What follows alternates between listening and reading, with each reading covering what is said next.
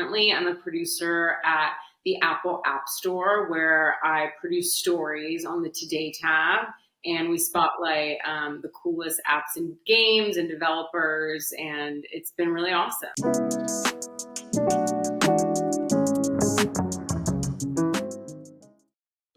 Welcome to Fortune Podcast. I'm your host, Jessica Elijah. Today we have a wonderful guest with a great story. Everybody, please welcome Jessica Jacobs. Hey, Hi. Jessica. Hi, great to see you. Great to see you. How are you? I'm good. It's a Friday. Yes, I love Fridays. Looking forward to the weekend. Where are you tuning in from? I am in LA. LA, we love it. Yeah. So for the people who are tuning in, how do we know each other? So we know each other from LMU, from film school. We both worked in the student production office, aka SPO. And we had so many great conversations at that job and in school, and we've kept up ever since.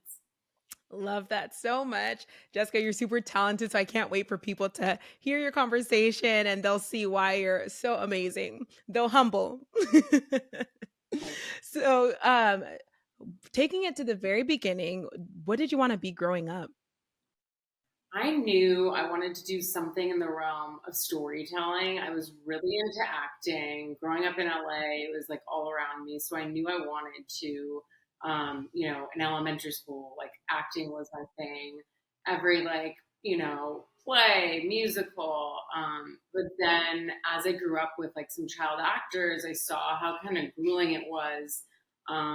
But after I was in a play, where I was like the lead in a play, I realized, oh, someone's writing this script. Someone's, doing costumes. Like acting isn't like end all be all. So as I grew up and as I went to high school, there was, film classes. My brother was pursuing film, and I just fell in love with producing. First, it was writing because I just loved, Charlie Kaufman scripts and loved reading. But then I realized, at LMU, actually, people would just ask me to produce their shorts. And I got to be a part of every aspect. So that was like the most fun part for me is I don't have to give up dealing with actors. I don't have to give up, developing a script, and I could be ingrained in every stage, like from inception to completion.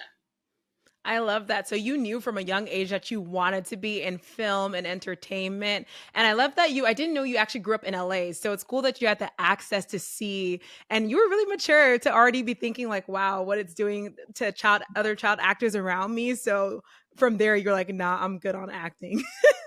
Well, I'll never forget, like, one of my friends growing up, she was auditioning left and right. And I once went with her mom to an audition where her mom and me just were in the car talking about, like, what if she gets this role? Yeah. But it was like hours. And I realized because, like, it's all the girls who look like you and how hard that was. And, the headshots that she had printed out. And the whole process just felt like I didn't want it enough to sacrifice a childhood or to, not have cake on my birthday. Like I just saw the realities of like being a child actor. And, my friend didn't get that part. And I remember how badly she wanted it. And I was like, rejection is really hard, but like, for both of us, because like film, entertainment is also a lot of rejection.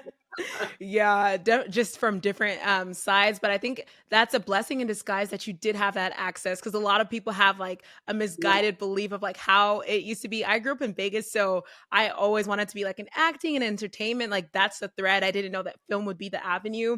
But until you're exposed to it, you're like, wow.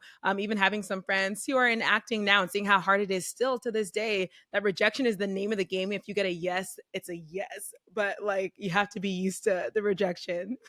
Yeah, and the wins don't come often, so you have to celebrate them, even if they're really small. Like it's very it's important, and it's so interesting when you do get something that you want in any career. I feel like because you've worked so hard, and it's like you got that thing or you did that thing, and then it's over, and then you're chasing the Right. next thing. And I Yeah. think growing up in LA, I saw that a lot because I was surrounded, or By even so like many. a cinematographer's son, or like uh, anyway, a variety of people and characters in LA, and seeing, there's so much opportunity, but that wasn't Mhm. always like the full picture. No one talks about when they It's don't get that true. teenager, except for my friend who told me. So now that you knew, like, okay, I don't think it's worth giving up cake on my birthdays or the rejection. So other than that, how was your childhood in LA? And you mentioned you have a brother. Is he your only sibling? Yeah, so I Okay. have one older brother and two step siblings, Oh, and yeah, I mean, I love LA. I think there was just there was so much to do. Going to the yeah. beach was a big part of like my identity, and like both my mom and my dad, they're divorced, Mhm. but both my mom and my dad really encouraged me to just like shoot for the stars. So when Yeah. acting was the thing, like they took me to like a cattle call or whatever it was called back then, and like I was like sweating with note cards as I was teaching for something, or when it was going to like NYU for like their summer high school program where you would get college credit, they were like, they were all in, or my mom would help me pack for those 2 weeks where I did summers in New York, and they were always both very supportive, even though they knew like there could be a lot of heartbreak here. They never didn't let me, and I know that that's not the case for some of my friends who also growing up in LA knew like this is like way too unrealistic. And I think in that regard, I'm really grateful that my parents gave me that support system to just dream and pursue what I want to pursue. Yeah.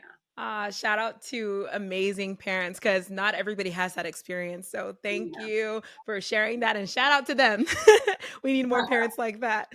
So, Yeah. with that, how did you choose Loyola Marymount University? So, you knew that you didn't want to do acting necessarily, but then maybe through your brother, you're like, okay, he's pursuing film and there's different avenues. How were you aware of it? Yeah, so my counselor in high school, I was really set on NYU because of the summer programs that I went to. Yeah. I didn't have like the most incredible SAT scores, even though I had Mm. a great GPA, wasn't enough, so I didn't get into NYU. But Okay. LMU was always kind of like in the purview, and she always Hmm. said like, "It's in your backyard, don't discredit it." And I actually I transferred. I first went to a small liberal arts school in North Carolina, Okay. Elon, but I transferred to LMU because I did this internship like in between semesters back in LA, and Hmm. I saw all of these students, shooting thesis films on better cameras, and Yeah. not just they had more access to LA to internships. Hmm. I really need to get competitive here, and Right. LMU was kind of like in the back of my mind, and I just felt like I needed to like up the ante in terms of Right. where I was going, and so I applied as a transfer student, and I got in. So I Okay. was a sophomore. Yeah, I started as a sophomore at LMU. Awesome, and I think that's when I met you, and then we started working together. Yes. It's always Yeah. good. I always love to hear people's stories and their backgrounds. I didn't actually know you went to North Carolina, but, was it, like, also too you wanted to maybe get out of LA for a little bit and switch it up because you were there your whole life? Yeah, I was Okay. so I grew up in Westwood, but then I Mhm. went to Beverly Hills High, which was like the Beverly Hills public school district was a bit better than like LAUSD at the time. So my parents like in order to send me to like a better school, we moved to Beverly Hills, and that was like a crazy experience. And just from like a class perspective, most of my friends or people I was growing up with, like once I moved to Beverly Hills, is very different, very like one mansion here, the next mansion there. And so that was really confusing because it didn't feel like we had a whole lot, even though our parents, were middle class and really tried to provide us with everything. So it was really interesting kind of going.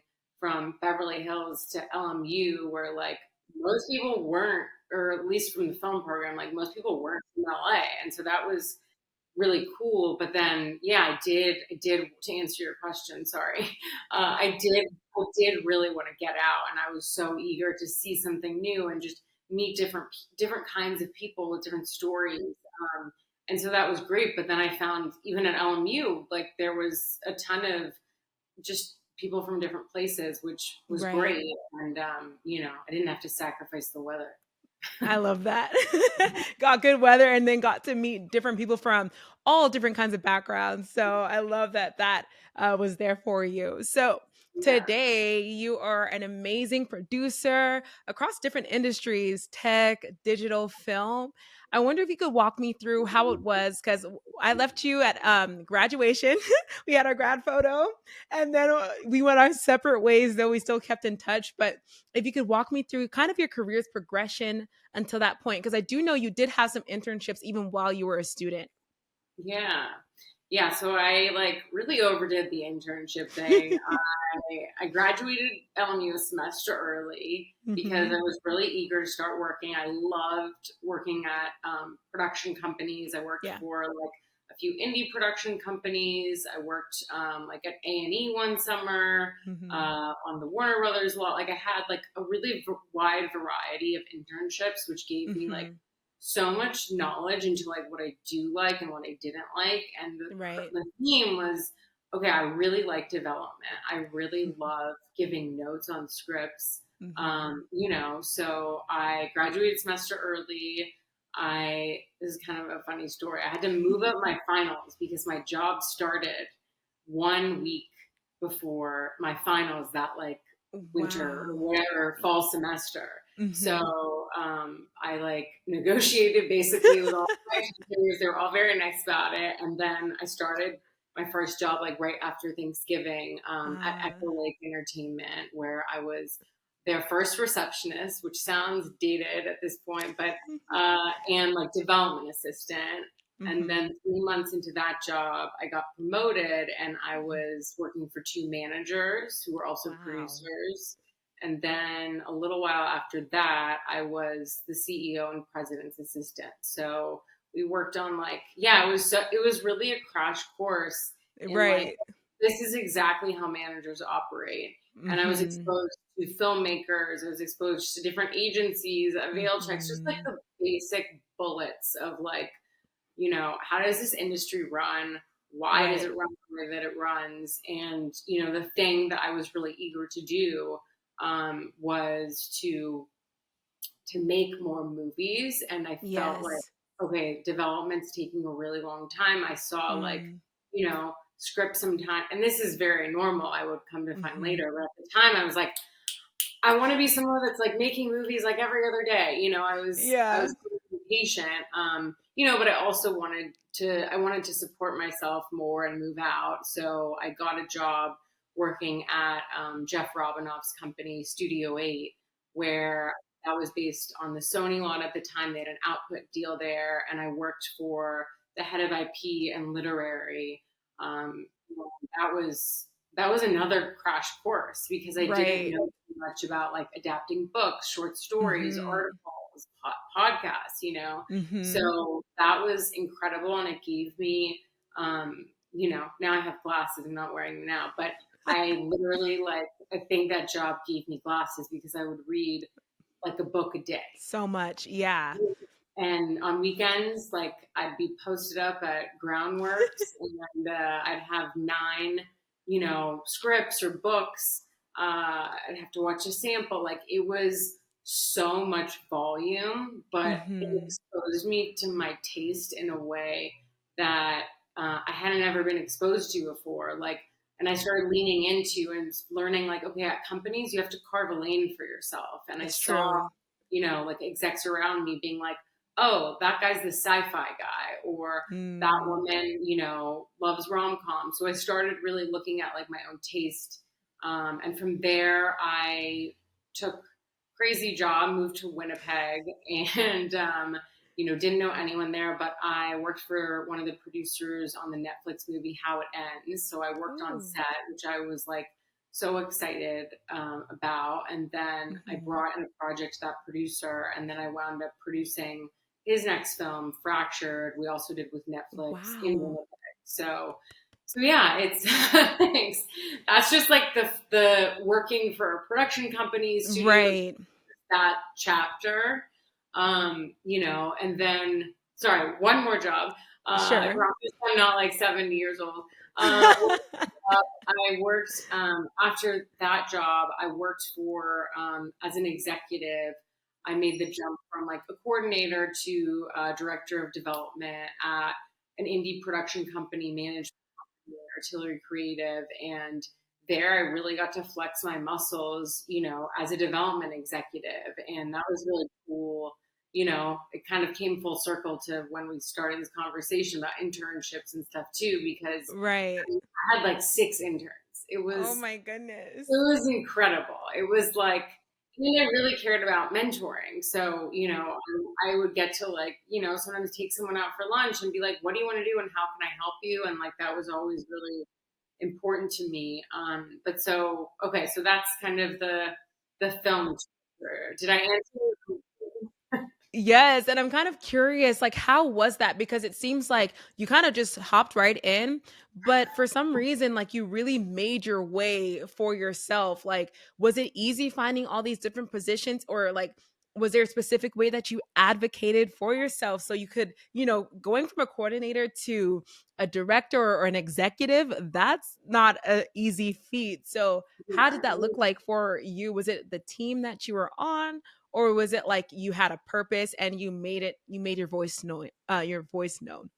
Yeah, I think at every company I just kept taking the little pieces of advice that I would get from mentors. Okay, And got so it. a few that popped out for just like carving these lanes for myself Mhm. were basically like, I remember saying, oh, this executive wants me to read this thing. This person wants my notes on this. And my boss, I'll never forget it, said, they want your opinion.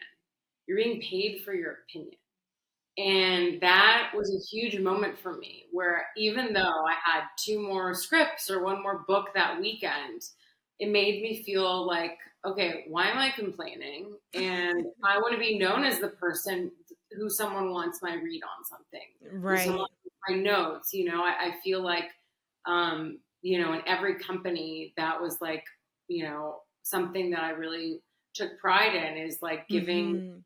giving like good notes that maybe other people weren't looking at a script the same Mhm. way. And I think making the jump was incredibly hard. It was the hardest part, particularly Mm. because it's sort of like when you're an intern, how do you become an assistant when you don't have the assistant experience? How do you Yeah. become a DP when you don't have the executive experience? So it was all relationships. I think Mm. leveraging every relationship and also like being not afraid to say, I think I've reached my expiration point here. And so Mm. many people move, I mean, even now more than I did, like across jobs. But the other, little nugget of advice that I got was basically figure out like what you can grow with. And when you Mhm. aren't growing anymore, it's time to grow. It's time for a change. Mm. So like at the studio, there wasn't room for growth there. I really wanted to grow there. I was so excited to be like an executive there. I really I learned so much from Jeff. I learned so much from, my boss there, Chris, but there wasn't room to grow. So I knew, okay, I want to be on set and I want to be somewhere where when I bring in a project, I'm a producer on it. So Yes. I sought that out, but it was really hard. It was like, Right. there's always like, what is it called? Not growing pains. Like there's always growing Yeah. pains, but I think like Yeah.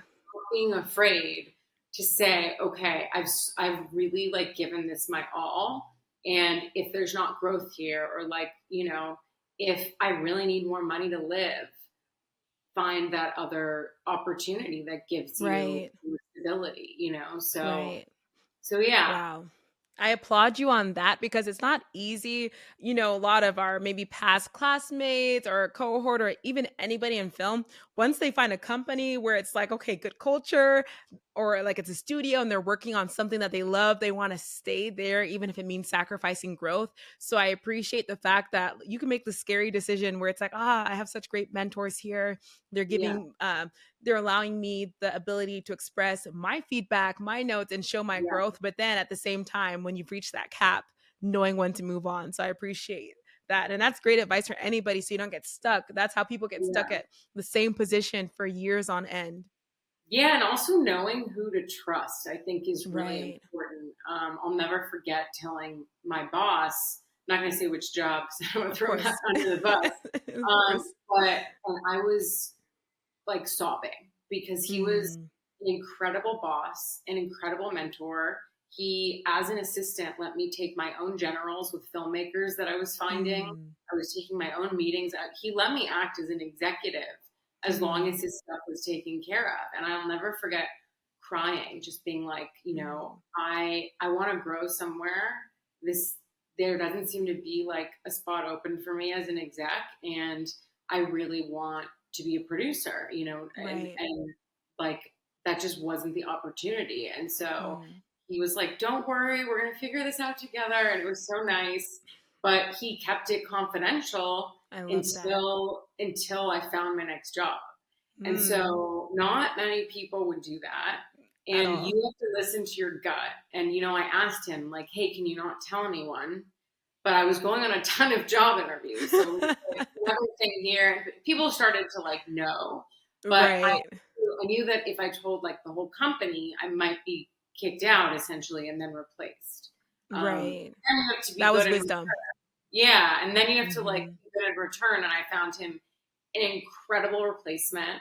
I wrote, I think, like a 30-page Bible for her that had like Oh my everything. goodness. Like, so, and she's incredible. So, again, not going to mention anyone's names, but Of yeah, so course. then you have to like pay it back and do right by the people who are like doing right Right to by you. you. And I think that's amazing advice because sometimes people take that for granted. I feel like nowadays you don't really get that many amazing managers. So if you get people that are overseeing Yeah. you, doing the best that you can to pay it forward. I love that you found a replacement and wrote them like detailed notes. Like shout out to you, Jessica. Well, Because I people need to cared. Yeah, I mhm. just cared. I think that's like, Right. people saw how passionate I was. And when people were Yes. with me, I'm like, I was protective of, Mhm. my boss too. So I was like, I don't want to set you up for failure Right. or her up for Right. failure, anyway. No, I love that, and I think it's a good thing to have a great character, and that's a great way to show that you care and maintain those relationships in the future because there was no bad blood, you just wanted to grow. So I think that's a healthy way for people who are like, "Man, I wanna leave, but I love my company, I don't wanna leave my supervisor hanging." It doesn't hurt to go the extra mile because they'll remember that. I'm sure they'll never forget you for that. Yeah. Yeah. And we're good friends till this day. I So love that. So, from the job in like Winnipeg, what did you do next? So, all of those, those were all like film specific roles. yes. Okay. Yeah, so that was all film. And then I took a really hard look at the experiences that I was having. And after that exec job where I was a director of development, I realized I had never once worked for a woman, ever. And I really wanted the next job to be an executive at an indie production company working for, a female producer. I applied to so many jobs. I went on so many interviews. Couldn't find a single, I think I had two interviews with women, and they were at companies that just didn't either mold with my taste or I didn't get the job. So then I really looked at, okay, what's going on here? There was a ton of rejection through all of those interviews, or the things that, were being offered just didn't feel like it was where I wanted to go. And I knew that after, working at five, I think it was four production companies slash studios, I really love indie film.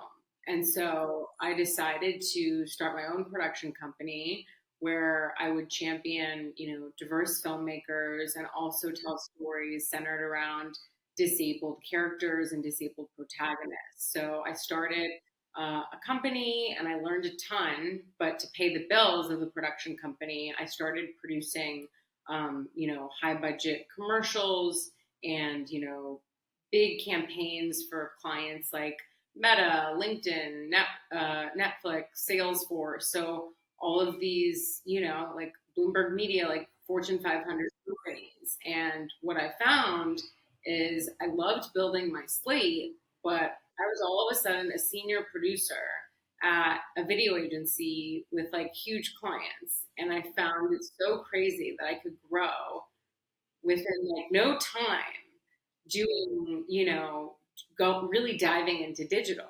So at the time, I felt like guilty for really liking this lane for myself. But with hindsight, I'm like, you just produced like a badass commercial or a badass ad that like that A is cool and B got made.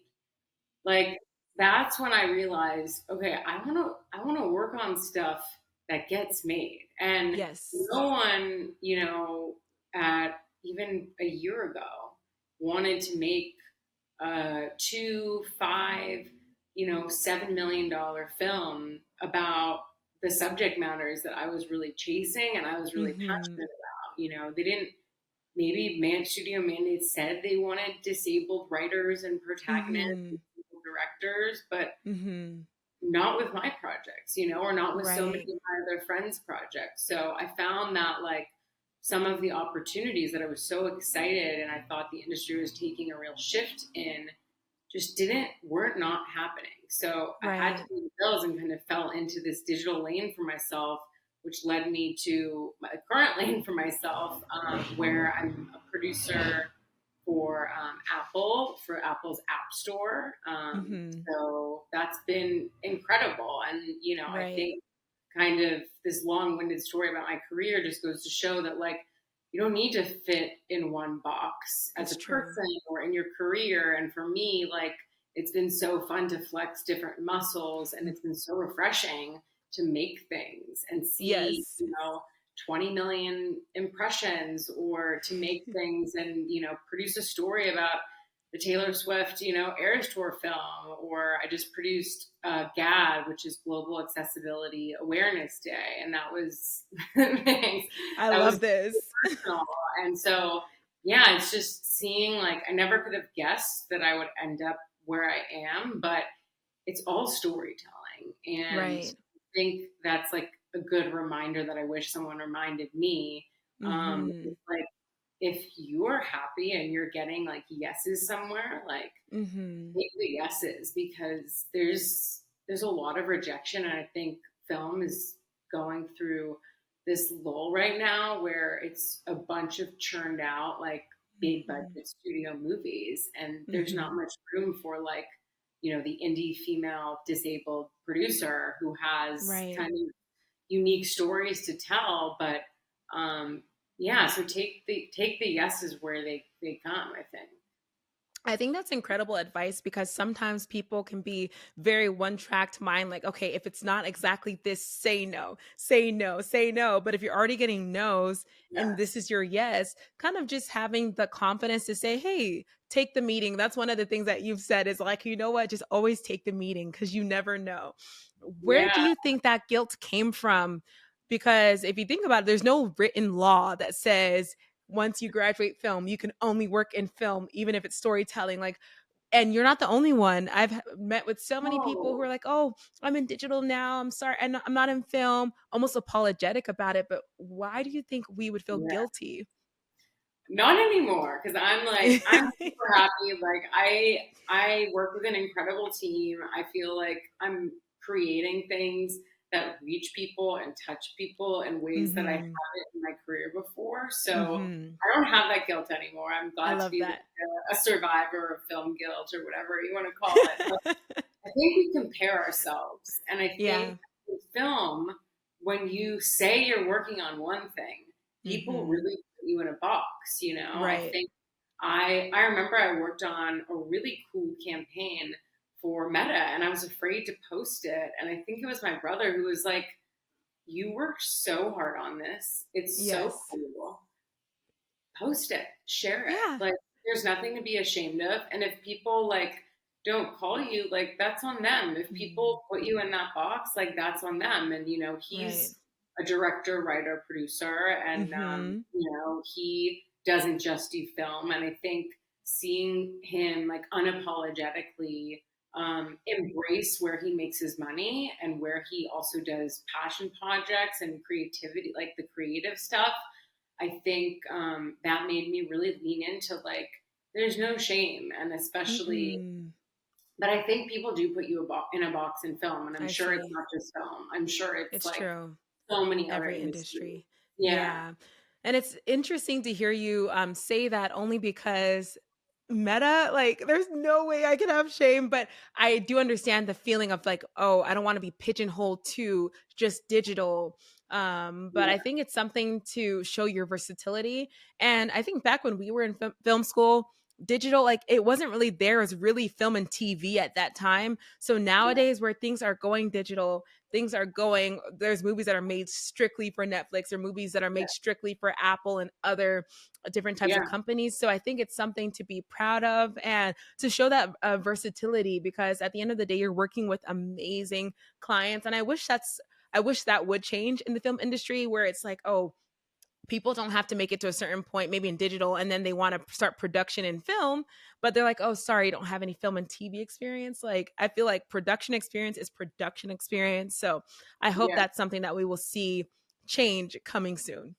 Yeah. It's like a trailer coming soon. Well, Yeah. I think it takes people like us to share our stories about how we're Hmm. not fit into one box. Right. Because then it might empower other people to be like, that screenwriter who's maybe sold 2 scripts, but is an editor, or Right. is doing something else. Like, there's nothing wrong in it. And you shouldn't be judged by like, A, what you like, and B, like, how you make your money. It would be different if like you have a job that you're not loyal to and you're doing something like during working hours. But for me, I was really working 2 full-time jobs, and it was a grind for sure. And it feels nice to have a bit more balance. And I think working at Apple has really showed me like that it's unlocked like a whole other side to myself as a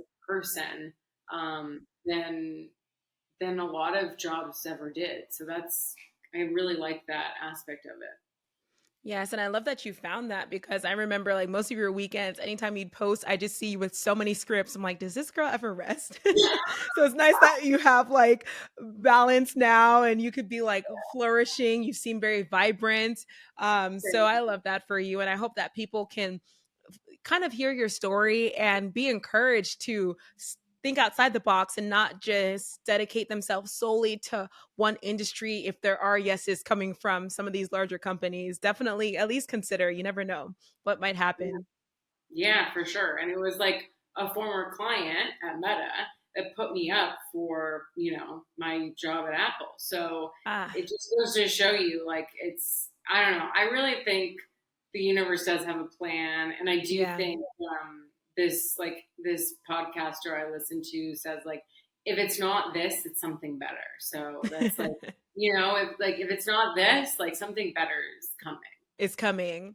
I love that for you. And I love that you had just recently finished, I believe you posted not too long ago about I believe it was like for disability, a product that you did for Apple App Store. So, Yeah. how important is like finding these value aligning projects for you? It's everything to me. I think Hmm. whether it's a short film, whether it's something at Apple, whether it's a film I produce, it's the thing in my career that started to make me more happy, and why Hmm. I started a company is because I started looking inward and I started saying, I don't see a movie. I have rheumatoid arthritis, and I don't see a movie about a 15-year-old, a 20-year-old, a 30 something with RA. And there's so many invisible diseases, and it's so important to me to represent kind of people who don't have representation, who don't have a voice always, whether it's in reality or in film. Like, I think it's so important. And yeah, the campaign GAD, the Global Accessibility Awareness Day, that campaign that I just produced was so awesome to work with. And we saw basically like shine a light on a developer who has MS, and her story was incredible. And, It's you know, beautiful. thank you. Thank you so much for Hmm. supporting. And Of yeah, it's really course. cool like to see how people resonate with other stories, or you'd be surprised even with like I wrote a script based on like a crazy thing that happened to me that made my health like 10 times worse. And you'd be Hmm. shocked at how many people who read it said like, oh, I actually know someone, who has this health issue or who lives Hmm. with this chronic condition. And like 1 in 4 people have a disability, but 1 in 4 movies, commercials, shows don't feature, someone living with a disability. So it's Right. the only way we change it is if we tell these stories, ourselves. Right. And I didn't know that number was so high. That's 25% of the our population that deals with that. And Yes. unless honestly, and I feel so kind of like ashamed, but I did not know that statistic until you told me. So the That's fact that it's okay. such a high number and it's not really portrayed in media, I know I got to know a little bit about that when we were in film school because I was dealing with an injury myself. I Yeah. was like, okay, is this chronic? Is this that? So even I felt seen at that time when, you were telling me, because, walking to class, even on college, like it's not always like shared. Everybody's just having fun, but they don't know what you might be going through secretly, having to Yeah. maybe call public safety. Hey, can you give me a ride to class? Because my knee, at least that was like what I was kind of going through. Yeah. And then, some families don't have the access or like the financials to kind of deal with that. So there's Sure. people suffering in silence. So I appreciate you bringing this up. And I wonder, how was that? Because film is very demanding, even production in the digital space is demanding. So, how was that for you, working so many long hours, but then also dealing with maybe a lot of people didn't probably know at your company that you were dealing with? Yeah, it was really difficult. I feel like I hid a huge part of who I was for, Hmm. a big chunk of my career because Hmm. I was afraid of being discriminated against, or I was afraid Hmm. that, if they found out for some reason they would underestimate me, or they wouldn't be inclusive, or they wouldn't invite me to certain things. So it was really hard. Where I remember like, I covered Comic Con for a company, and like it's all standing, it's all lines, and my IRA impacts my knees, my lower Right. extremities. And like that was so hard and so impossible. And it was very challenging. I did it, but it's like, how much rest did I do, for a whole week after? But, also being on set, like sets are not always inclusive. I had to purchase a like chair, like a beach chair that folded up, and I would bring it to set. Like, it's not okay. I shouldn't have Right. to spend my per diem on a chair, and there should be chairs for people who need chairs, or there should be, Right. ramps for people with. Especially when they're aware. Yeah, yeah, it's crazy. It's very sad, and I think that's also like kind of what producing digital gave me a bit, is more confidence to say, hey, I have RA, like just letting you know, or to advocate for myself when, like, hey, I need more money to cover insurance. Like, if you guys are Mhm. offering such a low plan or whatever, like, that stuff's important. But I never had the confidence to talk about Mm. it. But now that I'm telling stories about it and looking inward and getting really personal, I'm like, I have to, put my money where my mouth is. I can't like Right. make things and then be like really shy, or I'm not hiding anymore. And that's like Right. one of the most empowering, moments of my life, is I'm just being authentically myself, and then I'm telling stories that feel really authentic to, me and my journey and my point of view, living with a disability. And for people who, thank you first of all for sharing that.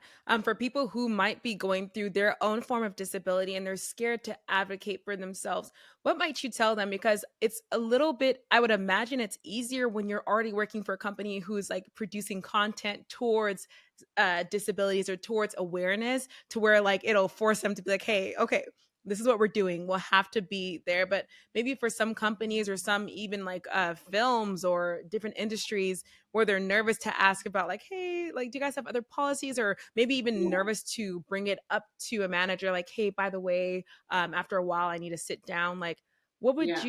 what piece of advice would you give them to kind of encourage them to speak up for themselves?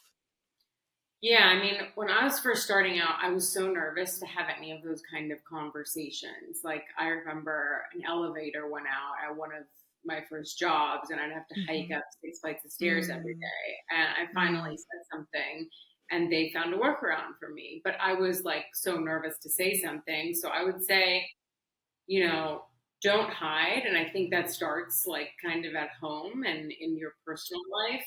So, the sooner you stop hiding it, the sooner you'll have more confidence with talking about it.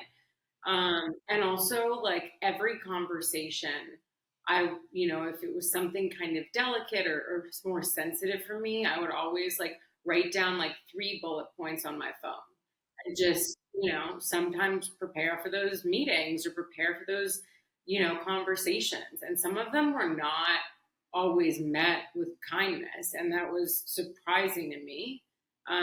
But some of them were. And I think taking also taking the feedback of like, if someone is discriminating against you, like, why would you want to work at a company like that? And knowing the worth and knowing like, yeah, probably not the best that they made fun of me, or probably not the best that, they did this. And then I would like seek a new job. It's just not worth it. If a company in 2024 is not being kind or they're discriminating against you, like, if you feel comfortable reporting it to HR or just finding a new company, because it's ridiculous, it shouldn't be. mm-hmm. And you have to take care of yourself first because, as we've seen, companies always put themselves first. So I love that advice to advocate for yourself. And if it's not working, having the courage to find something new and not just to endure it. And I'm happy that you found your voice. I think you even brought awareness to me, even being in college, because I'm like, you see everybody, they're young, they're having fun. A lot of them come from very, very super wealthy backgrounds, at least for the greater Yeah. university. And you're like, man, like, is anybody going through anything? And even me, I Yeah. felt alone. There was a time where I'm like, dang, like, how am I supposed to say, like, it's going to take me forever to get to class? Or I have to, like, oh, sorry, I can't walk with you. I'm going to call public safety to Yeah. take me from my class to my dorm. So Yeah. even having you, that kind of gave me courage, like, okay, I'm not alone here. And even sharing your story will help other people because 1 in 4, that means at least 25% of the people who will listen to this are Yeah. maybe suffering in silence, but they don't know how to advocate for themselves. So I love that you've found your voice and you're producing content that makes a change. So much Thanks. kudos to you. That's very impressive. Thank you. No, thank you so much. And yeah, I think our society is just so ableist, and I think the Hmm. reason why I looked inward and kind of made it my own personal mandate to produce stories Hmm. about whether it's disabled people or characters or what have you, topics like, is because when you see yourself represented on screen, more people are going to be like kind. More people are going to Right. be like empathetic. And Hmm. if we don't do it, then our world really won't change. It's It's all to me. true. It's all about representation and just like having having the courage to be like, I think I can open like this person's mind, and then you Yes. multiply that in a movie theater, and it's super powerful. Or you multiply that on a huge like tech platform, and it's Hmm. incredibly powerful and resonant. So that's yeah, it's hard because you Hmm. get a lot of no's, but the people who like want to do it with you, like those are Hmm. your people. It's true. It's true. Yeah. And if you don't mind sharing, when did you know you had rheumatoid? How do you pronounce it? It's okay. Rheumatoid arthritis. It's also known as Okay. RNA. Yeah. Yes, yes. So when did you know that you had it? Is it something that's been a lifelong thing you've dealt with, or did you find out at a later age? Yeah. So I've had it since I was 3. So I don't like remember Wow. too much of my life without it, but it's Okay. gone in like totally different stages. And, it's hard. It's really Yeah. difficult. It's a disease that is very, very hard to go into remission permanently. And, there's a lot of management, like, quite frankly. Mm, But, wow. yeah, I'm really excited because speaking of like leaning in, I'm starting Hmm. kind of a new personal project Okay. called, yeah, it's called JJ versus RA, which Mhm. is going to be, a platform where I share like tips and tricks for like Mm. how all of the shortcuts that were long cuts for me, like in just daily life. Like, I'm getting married. What heels am I going to wear that don't kill my knees? Like, what shoes? Yes. Like, little things like that to other big things like, how do you stand up to a Pilates instructor who isn't giving a modification when you say, Mm. like, I have a disability, like finding kind of that courage. But yeah, I'm really excited Mm. about that, and it's hard, but I wanna share my story more because I think it will, even if it helps one person, like I'll be happy. Thank you for sharing that. And I'm excited for that because it's going to resonate with so many people who like just want to weigh, even if it's not exactly RA, but it's something else. And learning how to advocate for themselves, I think they can lean into your story and find joy. And another thing that I'm super impressed with is I didn't know how long you've dealt with that. That'll make me go into more research to learn more about it. But the fact that you didn't let that hinder you from your dreams, I think that's really important because sometimes people can say no to themselves because they're like, oh, I'm not seeing it because it's not being shown. So the fact that Yeah. you're a physical representation of you can still live your dreams and you can still create content that is aligns with your values and that helps other people, I think it's giving hero. So for sure, let me know when that's out there because I would love to share it with anybody in our audience that's listening in our newsletter.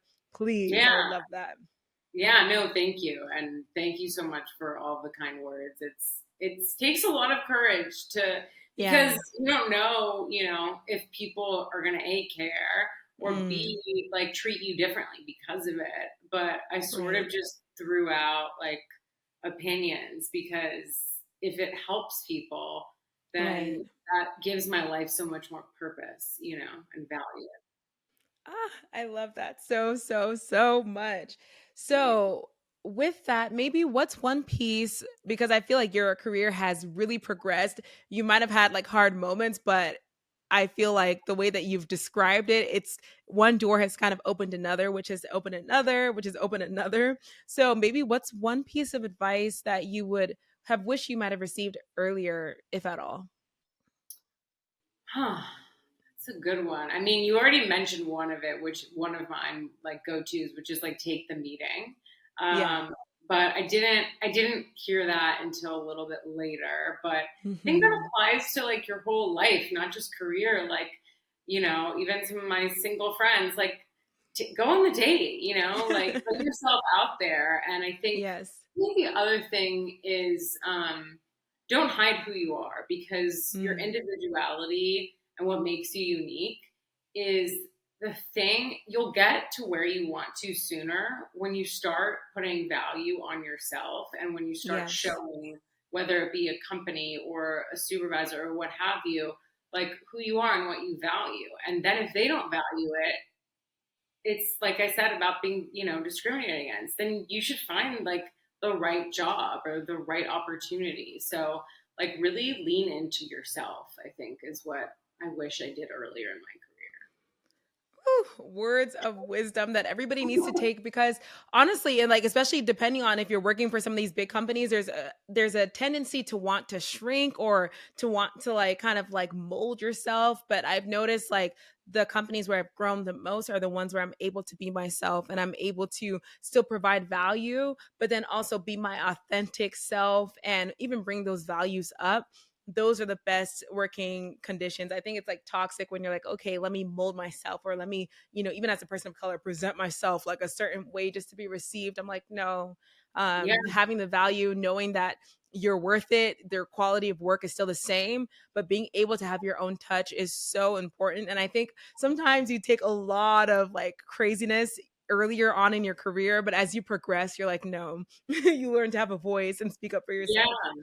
Yeah. And I think I think confidence comes with age, and I think as women, especially, we have to fight to be included in those meetings or be included in those rooms or have, forget a seat at the table, like an opportunity to have the next opportunity to have the next opportunity to have a seat at the table. So I think it's interesting, to look at my past self, and I think I had a lot of passion, and I think passion will take you really far, but you also have to combine it with nuance, because if you're too eager, you're like that too eager person. So leaning into who you are, but finding like a balance is challenging. Challenging, but I think it's great advice that you just said. Being able, it's almost like finding a refinement even within your excitement, within your skills, so that you're able to kind of shine in the right way. And I think that's Yeah. a challenge, but I think, just going through it, being your most authentic self, you'll find that way. And different companies mold you. Like with every experience, you kind of like learn something, but I'm grateful for that. I think even just hearing your story, another thing that I wish would change is like the fact that there should be more women in leadership positions, doing like meaningful work across different industries. Like I think it was Yes. surprising that you were struggling so hard to find even just one or two meetings with women in power. So I'm happy that as you're excelling in your career, you're also paying it forward. You're also being a mentor to those after you. Yeah.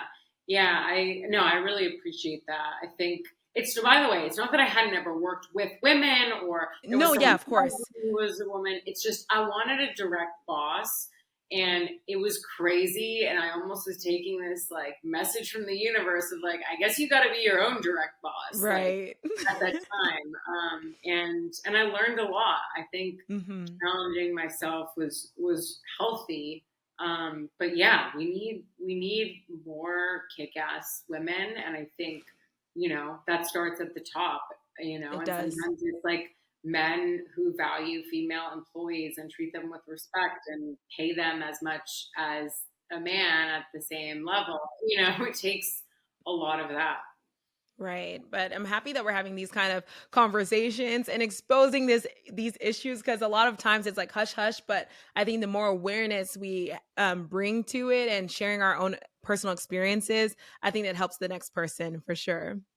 Yes. Yeah. Thank you so much, Jessica. You've shared so many amazing things, and I wish our conversation can continue even further. But I know I'll bring you back for another episode, hopefully a part two to our conversation. At the end of each podcast, I ask three questions. So the first question is, what was the struggle bus moment for you? What wasn't? I mean, moment. I think the struggle bus moment was looking at how much I was sacrificing and Mm, wishing, I had a little bit more me time. As you get mm, older, you get a little bit more tired. And I think the struggle bus moment was like not doing, whether it was going to that friend's birthday because I was mm. reading or because I, Right. was working on set, not like really, you're like meeting, my like fiance later, like, all of these things that you sacrifice. I think looking back, the struggle bus is like waking up, you know, at 4 after you went to bed at 11 to finish that book Mm, or to finish those things. It's sometimes hard to keep going. So the struggle, right. but the struggle also gives you a lot, at the same It's time. true. It's true. And it's finding the balance of like sacrifice early on to when it's like, okay, I need more balance. So thank you for Yeah. sharing that. The next question is, what moment were you most proud of yourself as it relates to your career? I think producing a feature film was something that I was really proud of. It took a lot more, Yeah. than not everyone in my life probably knows. But Hmm.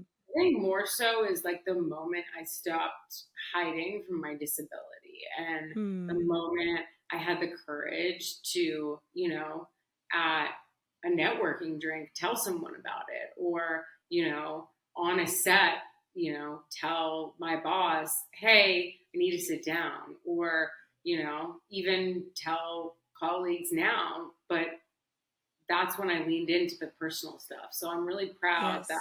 I turned like a struggle into, something so personal and successful that fills me up inside. I'm proud of you too. And thank you. Just even you sharing that. Thank you for even having the confidence to confide in me when I did know in college. So I appreciate that too. Now that I see how difficult it was for you. And thank you Uh, for confiding in me. I mean, I remember what you went through, and I remember talking about it and just sharing, like, yeah, that also sucks. Or, like, yeah. why is this campus so big? Or, Yeah. I feel like you're the only person I told. Nobody else knew. I don't know what it was. I don't know if I wanted to put on like a strong like suit or a strong no, face or not like let anybody make like, because sometimes people can overreact as you might know. So I I felt would judge comfortable you. and you were the only one. Yeah. Yeah. Yeah. So but Aw. now being open to like share. That means so much to me. And, like, I think it probably was because my RA was horrible that year. Like, Mm, probably one of the worst periods of my life, like so right. painful. And I had to like stop giving tours. And I think that Mm, was at the same time because I couldn't physically, and the tour was always like up 2 flights of stairs or something. And yeah. I was like, hey, can I asked like our boss or whatever. And I think, Mhm. maybe that like overlapped with, your injury and everything. Yeah, because we did have even at our job, we did have to give tours all the time. So like I would have to be like, okay, am I feeling it today? Can anybody else take over? But yeah, I don't know what that was. And the reason I'm like kind of interjecting here is to like, it makes you kind of think and go back to like what's stopping you or what might, and sometimes how do you tell people like, hey, yes, I'd love to go out, but I'm dealing with pain right now, and you're trying to hide that pain and they don't know what you're going through. They might think like, oh, she's just like blowing me off. No. That So I was think like that's a my very 20s. interesting thing.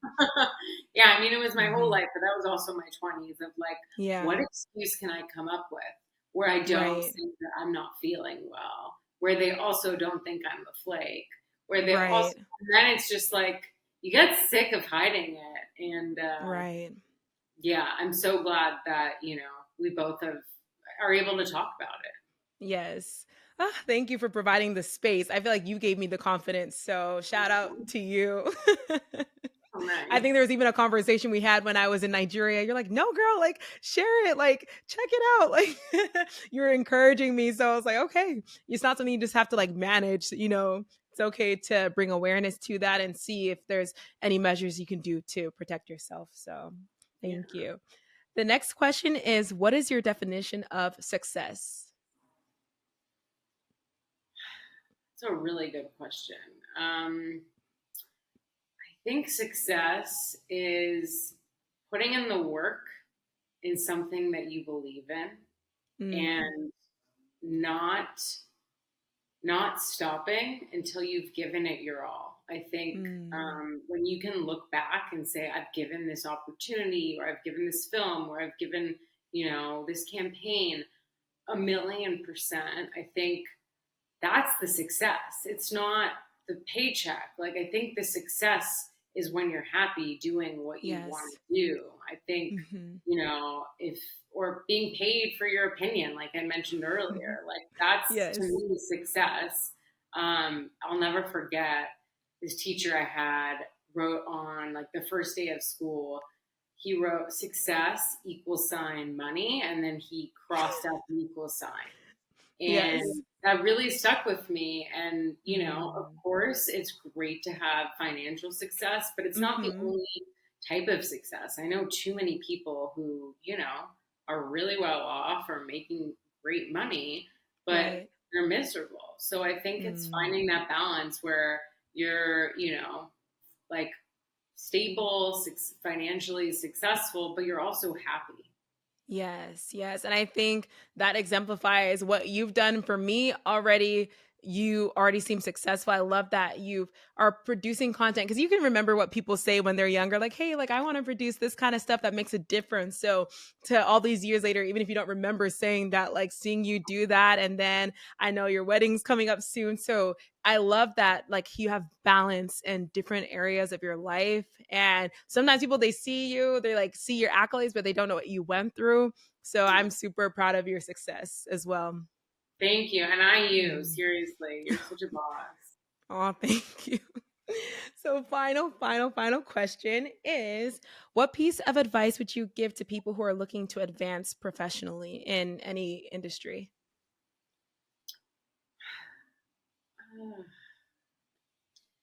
Think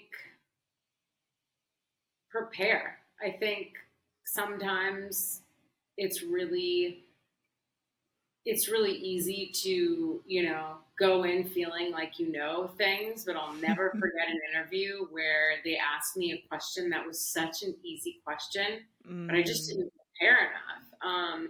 But I think preparing is really important, whether it's an interview or a call with a studio or whatever your job is. It's like right. preparing. And so, like, it takes no time to write a few bullet points down about things that you want to say that showcase who you are, or Hmm. things, about that project. So I think that's really important. And then I think rejection is protection, because Mm, that's like the thing I think the past few years that I've realized. It's like I probably would have been miserable at some of those, exec jobs yeah. that I interviewed for. I probably would have had a very different life. And yeah, I think one, like you said, one door, opens and then it closes and it leads to another. And just to Hmm. remember that if you don't get something, it means it's this or something better, and something else is coming. And like my mom said, I'll never forget, I was up for a very high profile exec job. I did an all nighter doing like Hmm. notes on the script that they gave me, all of these things, like horrible weekend. And I mean, I was doing it, but didn't get the job. And my mom, and I was Wow. crying. And this was after a series of rejections. And my mom said, Right. this will just make you available for something else. And if you had this job, then you wouldn't be available for that next thing that you get. And Right. and I think that's really like poignant advice that you gave me. Ah, I love that advice. And that's something I need to take. And I wish I kind of knew sooner. Maybe I would have stopped crying and being like miserable for so many missed opportunities. But in hindsight, it'll always, no matter how long it takes, you'll soon find out this is why I didn't get this opportunity. So I think that's great advice. Yeah. Jessica, thank you so much for sharing everything that you've shared. I loved learning about even just your career progress. Yes, I knew some, but like just sharing it with everybody out there and sharing your perspective. I think that's the biggest takeaway here is your perspective, how you lead with value, how you lead with advocating for yourself after kind of seeing and then going with the yeses. I think that's really powerful. Sometimes we could be fighting against the yeses so much so that we don't see what's on the other side. So thank you for sharing all of that. Well, thank you so much for having me and asking like incredible questions. I feel like I answered some of them too quickly because they were just so good, and I was like, "That's like stumping me." So, thank you for everything, and I'm so excited for you. And the pod is awesome. So I'm really proud of Oh, you. thank you so much, Jess. This was such an amazing conversation. Jessica shared so many things, and I love her story. This is something that you should definitely watch and share it with your friends, share it with anybody who also might be dealing with their own personal issues while working. It'll encourage them. Thank you so much. Please subscribe, share this video, and I'll see you next time. Bye, besties.